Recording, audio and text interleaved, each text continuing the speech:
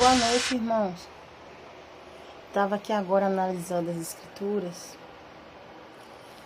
e me veio o entendimento sobre aquela casa na rocha. Então eu vou ler aqui o capítulo 7, 24.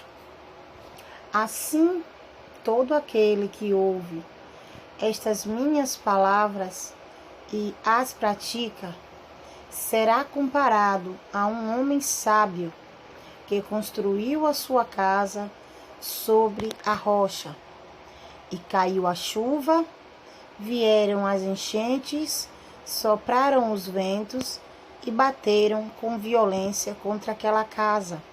Mas ela não caiu, pois tinha seus alicerces na rocha. Sabemos que essa rocha representa o Messias e que o homem sábio, quando ele constrói uma casa em cima do fundamento do Messias, pode vir o que for, ela não cai. As chuvas, as enchentes, os ventos, representando as aflições deste mundo, representando as perseguições que sofreríamos por a palavra do Messias, mas a gente deve lembrar o tempo todo que o Messias está conosco, o tempo todo. O Emanuel, o Pai está conosco o tempo inteiro. Então, analisando essa passagem,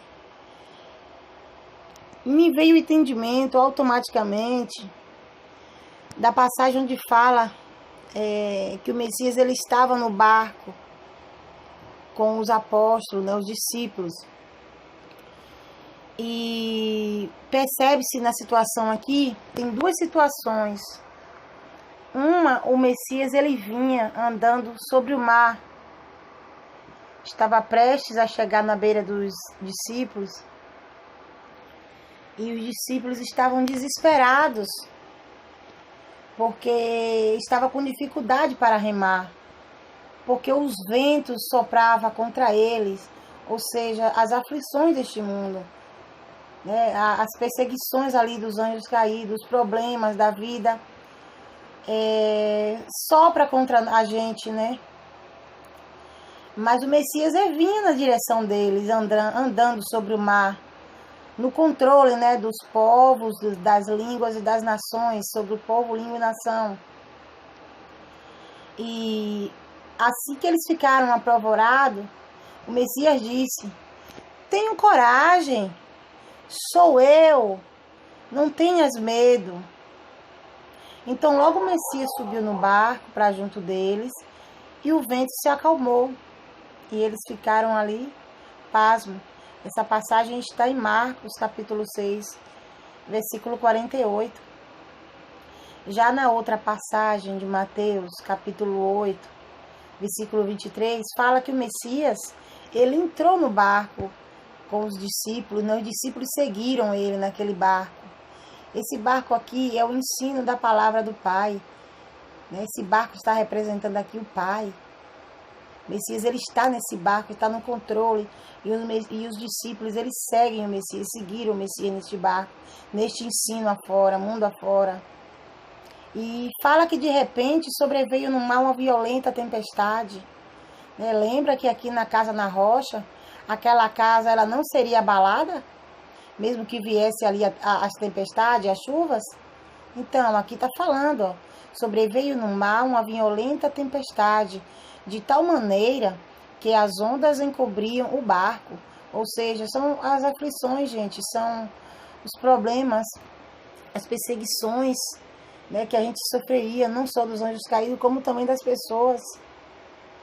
E fala que aqui o Messias, ele dormia, e os discípulos, eles foram despertar o mestre, ou seja, clamaram ali ao mestre: mestre, salva-nos, vamos todos perecer. Ou seja, não tiveram o bom ânimo que o Messias já havia pedido para eles. O Messias estava dormindo, estava descansando no barco. E eles esqueceram que o Messias estava ali, né? É como se eles não confiassem no Messias, porque o Messias estava dormindo, né? Então, o Messias, ele acorda e fala: por que estáis com tanto medo, homens de pouca fé? Ele levantou e repreendeu o vento e o mar, né? Ou seja, as tempestades, os problemas que abalaria aquela casa ali. Mas porque a casa estava ali firmada na rocha, essa casa ficou firme, de pé, né? E aqui houve uma calmaria muito plena. E aí, os discípulos, eles ficaram maravilhados, né? Como as outras pessoas também que estavam ali. Aí fala: quem é este que até os ventos e o mar lhe obedece? Ou seja, toda autoridade lhe foi dada. Toda autoridade o Pai deu para ele. Então é isso, irmãos, que eu queria deixar registrado aí. Espero que vocês compreendam o que eu quis passar com esse entendimento.